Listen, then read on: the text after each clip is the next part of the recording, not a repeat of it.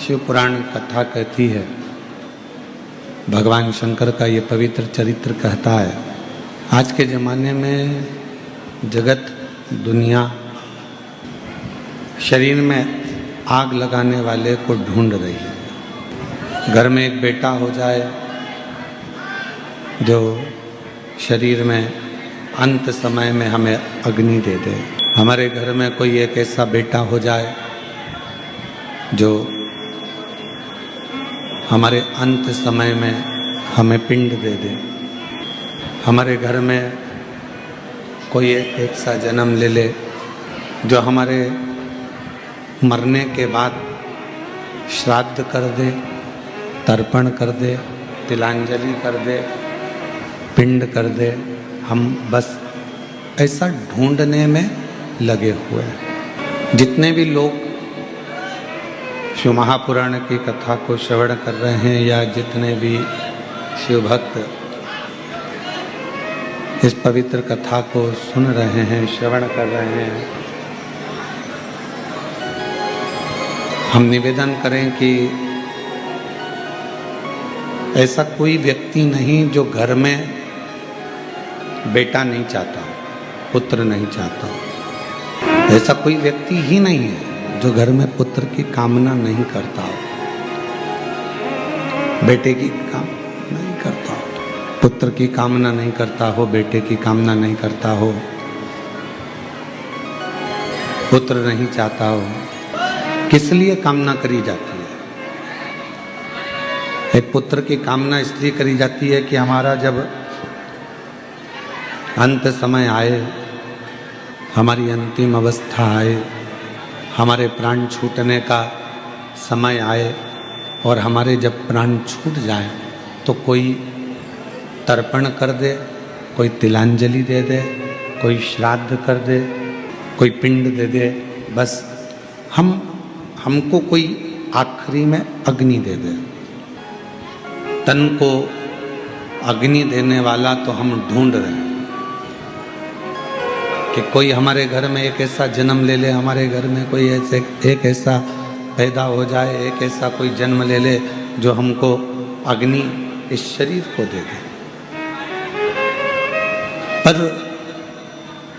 शिव महापुराण की कथा कुछ और कहती है। डीले कम करके प्लेन करो। शिव महापुराण की कथा वर्णन करती है कि अग्नि देने वाला तो बहुत संसार में लोग मिल जाएगा, अंतिम संस्कार करने वाले भी ढेरों लोग संसार में मिल जाएंगे, पर अज्ञानता को मिटाने वाला संसार में बहुत कम मिलेगा। इसलिए परमात्मा से, ओगरदानी से, त्रिकालदर्शी से, कैलाशी से, अविनाशी से, शिव जी से प्रार्थना करना कि हमारे घर में अगर कोई जन्म ले तो ऐसा ले जो अज्ञानता को मिटाकर ज्ञान की राह को प्रशस्त कर दे। हमारा मार्ग जो ज्ञान का मार्ग प्रशस्त कर दे, ज्ञान की राह प्रशस्त कर दे, ज्ञान का मार्ग प्रशस्त कर दे, ऐसा कोई हमारे परिवार में, हमारे कुटुंब में, हमारे घर में जन्म। और यदि हमको हमारे घर में भी अगर ऐसा कोई जन्म नहीं ले तो फिर प्रयास करो कि शिव कृपा से, भगवान शंकर की करुणा से, दया से, उनकी उदारता से कोई आपको और हमको ऐसा मिल जाए। भगवान शंकर की कृपा से आपको और हमको संसार में कोई गुरु, कोई सदगुरु, कोई ऐसा संत, साधक, उपासक मिल जाए जो हमें अज्ञानता से दूर कर कर ज्ञान का मार्ग प्रशस्त करके परमात्मा के दरवाजे तक छोड़ दे, भगवान की चौखट तक छोड़। हमने पहले भी कथा में कहा, आज फिर कहते हैं, मृत्यु लोक में जन्म लेना, संसार सागर में जन्म लेना सरल है। कोई आप पुण्य करेंगे, मृत्यु लोक में जन्म ले लेंगे। भगवत भजन करेंगे, स्मरण करेंगे, मृत्यु लोक में जन्म ले लेंगे। इस मृत्यु सागर में, संसार सागर में आप जन्म ले लेंगे।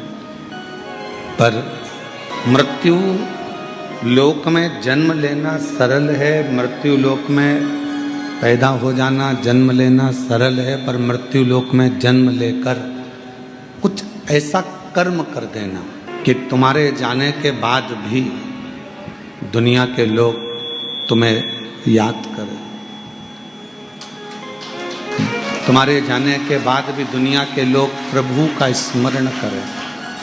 ये संसार में जन्म लेना सरल है, पर जन्म लेने के बाद भगवत भजन करना, भगवान की भक्ति करना, भगवत स्मरण करना, भगवत नाम लेना, भगवत कीर्तन करना, ये बहुत कठिन है, बहुत कठिन। और मैंने तेरे ही भरोसे बाबा, तेरे ही भरोसे हवा विच उड़ती जागी बाबा, डोर हर तो छड़ी नाम कटी जागी। भोले मैं तेरी भक्त, शंभो मैं तेरी भक्त, हवा